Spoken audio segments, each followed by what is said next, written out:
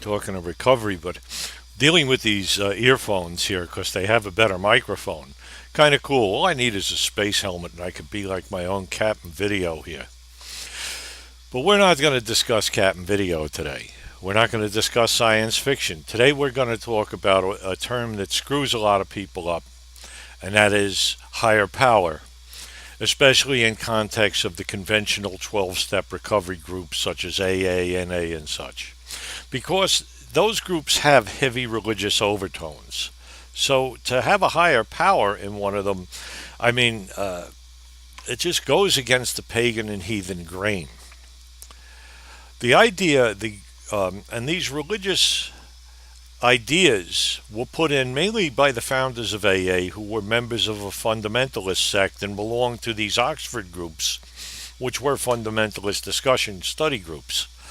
So they didn't realize, perhaps, or maybe they did, that for many of us, this is going to be a very daunting thing for people who are not Christian, who are not monotheists.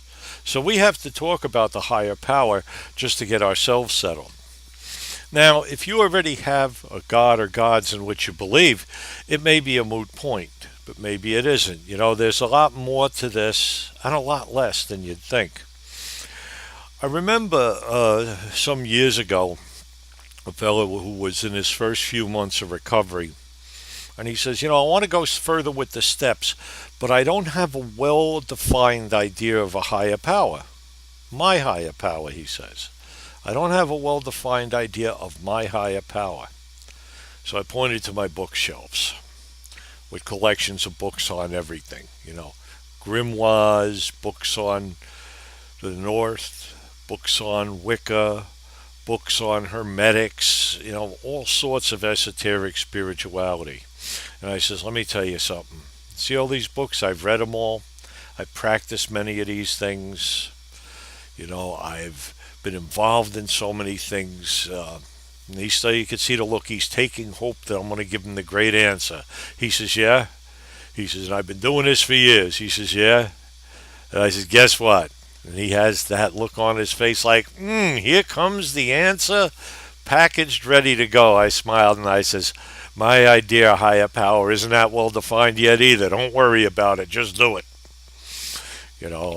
People get hooked up on these steps that they feel they have to define what the gods are. Don't worry about it. It'll take care of itself. But let's get away from this higher power kind of thing, which is this intrusive little, I don't know what you'd call it. It can't be a god. It's not that cool. But that wants you to be a doormat and a worm and has a will for you and thinks that you're so useless you can't figure things out for yourself. Let's get away from that. Let's get away from this will of God thing. Will of God, my ass. The will of the gods is very simple. Live your life. Make your decisions. Choose a productive course for yourself. Because at least as far as heathenism goes, the gods are not sitting there saying, hey, we'll micromanage you. Thor's not going to take you by the hand and say, hey, look at this. I got a whole guidebook for you here. This is what you got to do. It isn't going to happen that way. The gods don't sit there planning every little thing out for you. You're the one who's supposed to live your life. And the whole recovery process begins with getting yourself out of the throes of your disease so you can think clearly, so you can resume the process of living your life productively, progressively, and for the benefit of yourself and others. It's that simple. Now one thing that comes up in heathenism and some of the pagan sects is the idea of religious drink, drinking mead, because it says in the myths the god did it. Some will drink wine, the Wiccans. Let's face it. There's a bunch of disgusting, floppy, stinky drunks honor the gods. Well, if you got a drinking problem, or had a drinking problem, and alcohol is going to make you a stinky, disgusting, sloppy drunk making an ass of himself peeing on the furniture, then it's obvious you don't honor the gods by drinking. And so we're going to have to put those myths aside and say, fine, others can drink that. I cannot. So my sacrifice for this life, no hooch, no get high, no whatever your thing is, no more gambling. And you may have to give up a lot more to do it. I'm just thinking, I knew a fellow, Jimmy, years ago who was a compulsive gambler. And Jimmy is the guy who explained to me that this isn't just some thing, that it really is a big problem. He's the one who filled me in on the dynamic of compulsive gambling, if you will. Jimmy couldn't even buy the daily news because it had the racing foreman back. He couldn't watch the news because of the sports, because that would get him that desire to gamble, you know. So, I mean, obviously his gambling wouldn't honor the gods. I'm sure the goddess Fortuna, were he to believe in her, wouldn't like what happens when he gambles compulsively. So you honor the gods, if that's what you believe, by right, healthy, and production action, not being a falling down drunk, not being some nodding junkie in front of a shooting gallery, not being some idiot going from one gambling hall to another, or not being someone out of control with sex who's running around with every flues and slimer in the neighborhood. The gods aren't honored by somebody who's pigging out like a glutton. You know, everything in perspective when it comes to higher power. Higher power is very simple, a power greater than yourself. And to make it very simple, the program of recovery can be that power greater than you. Of course, you didn't have the means to implement recovery, but the program has the means to make you do it, to show you how, to help you do it. Higher power is very simple. You can believe, you cannot believe. Some of the real Christian people in recovery, the real hardcore ones, will say, without God, you're sunk. Well, people have gotten clean, sober, abstinent, whatever you want to call it.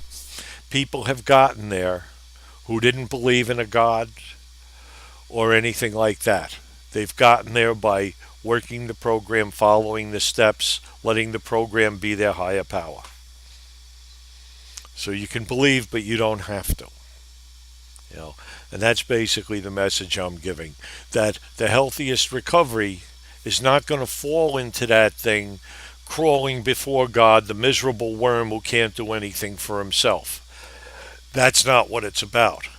What it is for us is we get to the point where we are again living as we should.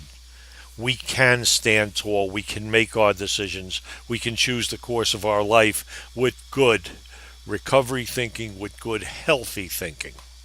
That's where higher power should be taking us. And one other thing. I can tell funny stories all night, and we really don't need to hear that. One of the things I've seen, I want to bring this up, is in recovery, this annoying kind of person who's sober maybe 1 or 2 days, and all of a sudden he's got Jesus, and Jesus has lifted his obsession. And for the next week or two, when he comes around to meetings, he's a pain in the ass telling you he's doing better than you because Jesus fixed him, but he hasn't fixed you yet. I have rarely seen one of these people last more than 2 weeks before they're back out there feeding whatever their disease is. The gods, or a God, is not an excuse. The program works when you work it. You have to implement the action. And saying it's all up to the gods, no. You got to do your part. The religious side, the higher power side, will take care of itself as long as you're there working your program, doing the best you can to give yourself the best life you can, so that we can say of you, the world is a better place because you're in it.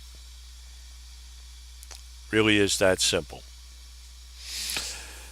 This is Uncle Thor wishing you good luck, success, and happiness in your recovery. Have a good one.